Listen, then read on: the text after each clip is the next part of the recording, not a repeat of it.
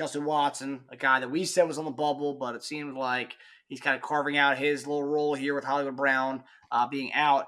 But with Hollywood Brown being out, Chiefs offensive coordinator Matt Nagy revealed that Justyn Watson has been the one to step into the Hollywood Brown vacancy, even though earlier on in the week, it was reported that Justyn Ross, Skyy Moore, and Mecole Hardman all rotated with the first team at the Hollywood Brown role. So this is kind of new news today with Matt Nagy saying that. But Nagy's quote was, quote, "Nothing real different right now other than J-Wat stepping in," which J-Wat has been so great. He's invaluable in the fact of just understanding every spot. So for him to kind of know this offense, where he's at, steps right on in. We changed the name of the personnel, per se, and the guys just keep rolling. But they're doing a good job, and I think it's one of those deals.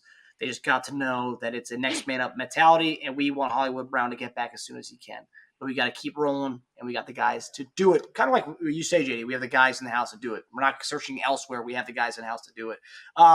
But so with this Justyn Watson talk about Nagy kind of praising him and kind of trusting him is what it seems like. You think Justyn Watson is now significant? Is it lock now with his Hollywood Brown injury for sure, based on what you're hearing with the Nagy saying this? Is he a lock? I do believe he is, without a doubt, someone that is a consistent guy that we have. So if you want to use him as a lock, guys can say that. I do believe that if it wasn't because of this Hollywood Brown situation and how everything kind of was starting to kind of really, make its way, Justyn Watson, because of his injury, was a guy that was potentially on the bubble. He was a bubble guy too, fringe guy. But here's the thing, and this is what I love about it, just listening to Nagy. Nagy understands that Justyn Watson has an innate ability to get things done, okay? And sometimes it's not all about talent. It's not. So Justyn Watson don't have to be the fastest guy. He doesn't have to be the strongest guy. He doesn't have to be the guy that's jumping over, making plays, okay, coming down on DBs. But Justyn Watson is a guy that is consistent. He can play every position, and he's reliable. And we said that the best ability is availability, okay? And we can see the frustration that Andy had when kind of talking about Kadarius Toney. And so talent ain't always the best. It was a good book that I've read. It was talking about just talent in itself. Talent is not enough. It isn't. And especially in the NFL, what teams are looking for, what coaches are looking for is a guy that comes in, day out, does the hard work, and he just keeps just cutting wood. He just keeps cutting wood. And so Justyn Watson has been that guy for us the past couple of years. We rewarded him with a contract, last offseason because they seen how he worked. And so a guy that's been places, he was in Tampa, had gotten released by Tampa, a 5th round pick. He realized, man, the hard work and him being able to be available for things, to know offenses, to get in, to be the cerebral guy, creates value. Okay. And so those things are very important in NFL. In my time, and I'm not going to say any names, but I do remember guys being cut because maybe they didn't get the concept or they didn't understand the offense like they should. When I'm talking about unbelievable talent, unbelievable, like could catch anything, run any route. But if he's not consistent, and like Nagy said, shoot, if he's we're looking at guys not to make the same mistake twice. And so when you sit over and you're taking countenance of that, that is important. And coaches are looking at every single thing possible. Sometimes young guys just don't understand this because it'll keep you in the NFL. It really will. And so Justyn Watson is doing a great job of just doing that, going out there, man, and just doing the work, just putting on his hard hat and going to work. So we've seen what he's been able to do for us the last couple of years. And I just thought, once the room start getting crowded, then you start seeing where guys get on bubble. But then all of a sudden, when guys start to assert themselves and start kicking other guys out of it, because this guy's not doing X, Y, and Z, right? Because this guy's not playing special teams. Because this guy didn't get the offense down like it should. Because these guys not being consistent for what they need to be doing, will get you cut. You can't compromise what you want to do as far as what the system calls for you to do.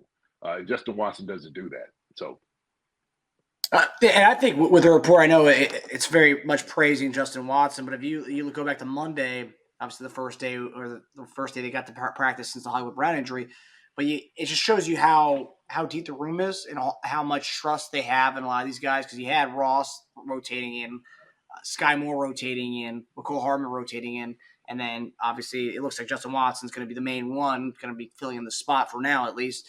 But it just tells you there's a good rotation of guys who are kind of rotating in with the one's offense, which just tells you, and that's on top of having Xavier Worthy and Rashee Rice. Then you got a combination of Ross for specific packages, maybe Justyn Watson for specific packages, Mecole Hardman, who knows the offense, and Skyy Moore, who also knows the offense. So there's a lot of talent in the room, and this is a good thing to show you, I mean, how good the wide receiver room is if Watson's getting these reps, but they also know to rotate the other guys in. I like what we have in the wide receiver room. Yeah, I think, Nagy, obviously use his name, in reference because he's been here for the past couple of years. He's been the one that's been out on the field making some plays. And so we do know, because of Skyy Moore, Justyn Ross, Rees-Zammit, all those other guys are going to get a look too. And so we can't downplay that and think, well, okay, he just said, Justyn Watson and these other guys are, not going to get looks, or they're not going to be able to come out there and show what they could do. Same thing with Mecole Hardman. That's the reason we brought Mecole back, right? He's a consistent guy that we know. He knows and understands the offense. He does the little things right. But it's all about what you can give to the game. And so as coaches, and when we evaluate guys, it's very important that we get a guy that's going to come out here and do the right things all the time, right? It can't just be some of the time. You can't be a sometimey type of guy out here in the NFL. It just doesn't work that way, because you'll find yourself unemployed. You'll find yourself in the street if you're not consistent on the things that you do. You're not quite understanding the scheme and the offense, assignments. And also too, if you're not really studying your playbook, you're not understanding, the grand scheme of things, how you work, how you fit. Man, that'll get you released faster than anything else, man. It really will. So I think that's why they have a little bit of patience with guys that do get hurt, especially if have they shown consistency, because they're like, look, this guy has something about him. And I know it's kind of been a topic of conversation these past couple of days, Marcus, about Justyn Ross, while he's on the team, and we've been going back and forth with certain people on Twitter about it. But Justyn Ross gives you a little bit more talent. He had to learn the offense to get him to where he is right now. And that's a promising thing, because the coaches see it now. They see the growth in him, like, okay, he's starting to understand the offense. He's getting the nuances down. Now, on top of the talent he has, he's creating value for himself. And so everybody might want to cut Justyn Ross. They might want to cut Skyy Moore. They might want to cut Mecole Hardman. They might want to cut Justyn Watson. But these guys have all this ability about them, okay? And the Chiefs love them because of what they do give. So, yeah, I mean, today I'm seeing it. There's a bunch of highlights from Justyn Ross at practice today. Brown was going to be a two high man beater. Not shocked to see Moore get more looks. Also, lots of Ross back shoulder fade highlights from today's practice. I mean, he had this one ball, I don't know if you saw, where it got tipped, and he still had the control. He had the control to go get it. And he has locked in confidence. His confidence is through the roof right now. And Coach Embry said today at his press conference in regards to Ross, he talked about everybody, but in regards to Ross, he challenged him to go up and try to get every jump ball you can this year, to be that guy and go in and get locked in and go up and get every one of them. And based on the highlights that we're seeing from fans who were at training camp, and then seeing with the Chiefs Twitter account posted today of him, ball gets tipped by Kelvin Joseph, and he just locked in on it. Control, goes and gets it, end zone touchdown. I mean, it's unreal. I mean, it just shows you that he is improving. And for people, for fans to root against guys who are not making the team, I think it's just silly. But so I'll go into this. This is the reason why when you're out there on the football field, and I don't know if people understand this or not, but if you have a particular skill set, it's going to be hard to cut particular guys because of it. Justyn Ross is that guy. he has a particular skill set. Like you said, like, you know, Embry kind of is telling him, hey, man, every challenge of going up to go get a ball, you make good on it. Okay. You be that guy.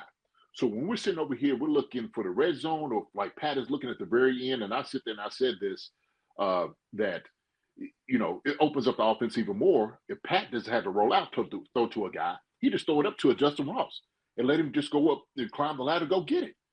You know, he's coming through just yamming all over the DBs, right? If you see he's all playing up here above the rim, you know, after receiving Rasheed Wallace at practice too, you know, I had to say that, playing above the rim.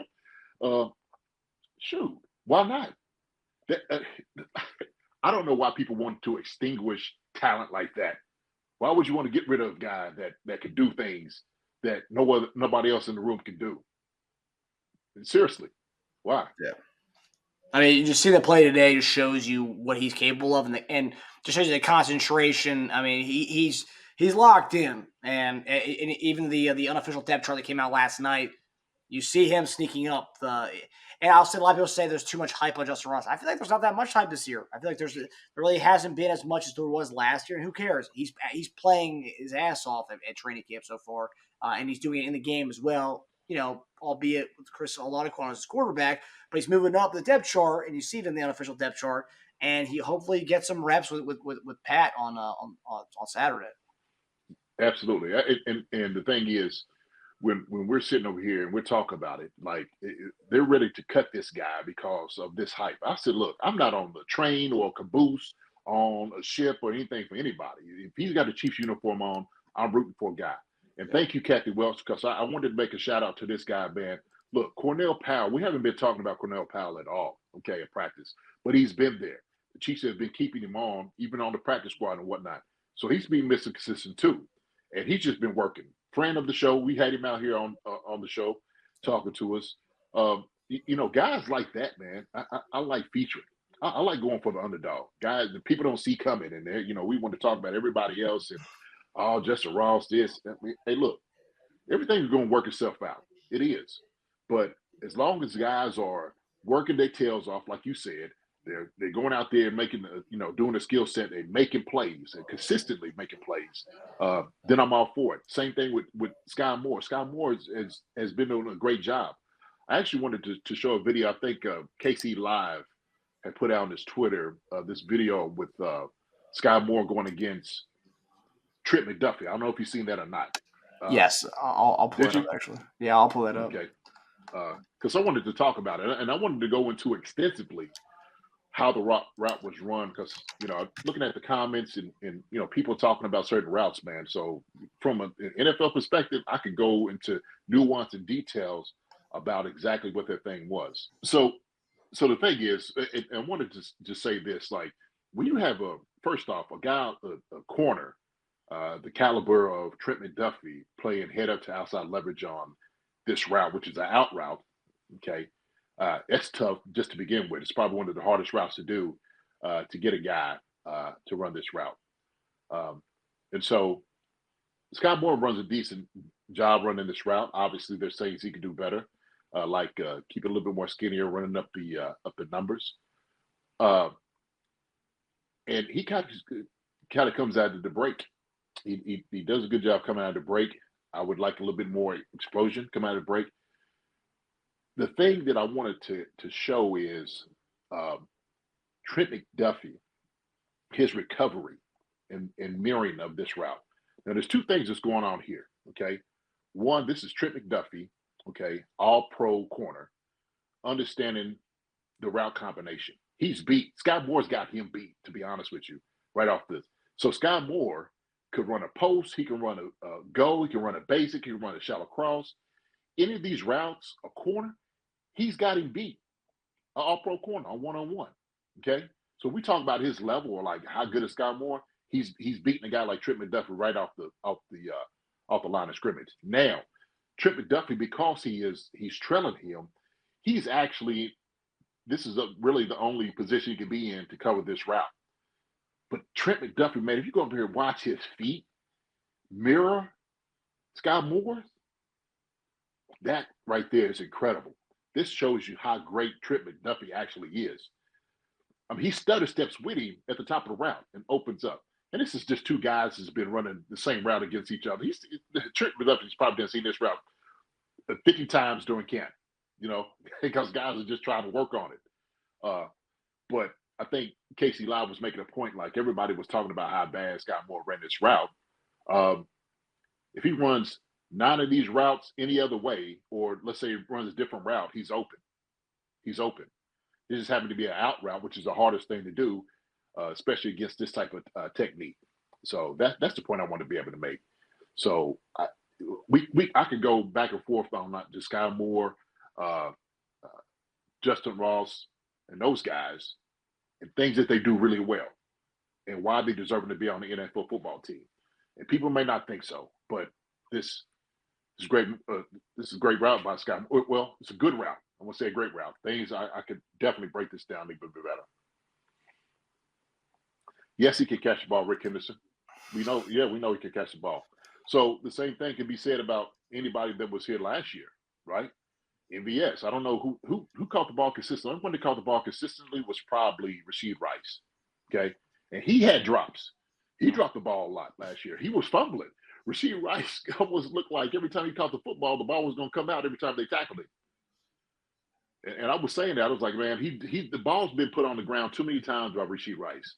Yeah. So, look, we can be nitpicky about guys, but when I go to this, I'm going to always defer to the coaches because they know better than we do on watching. Okay, so. Yeah, I'd like that breakdown there. Skyy was getting trolled for that a little bit. Yeah. Hi, everybody. Thanks for watching. Subscribe here to get the latest from the show. Also, be sure to check out the best clips from Chief Concerns. And if you prefer to listen to the show, subscribe and follow us on Apple Podcasts, Spotify, and anywhere else you get your podcasts.